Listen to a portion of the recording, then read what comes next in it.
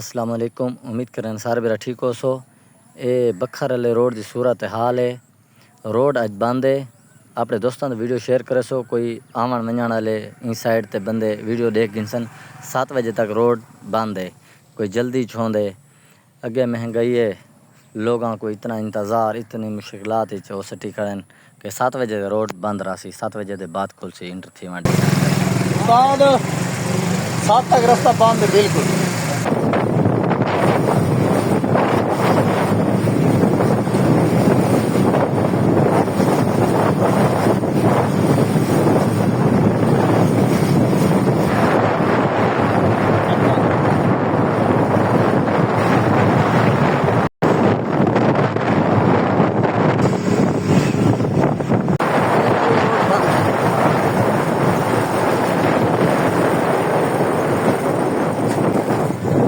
लाला पुल क्यों बंद है? पता नहीं।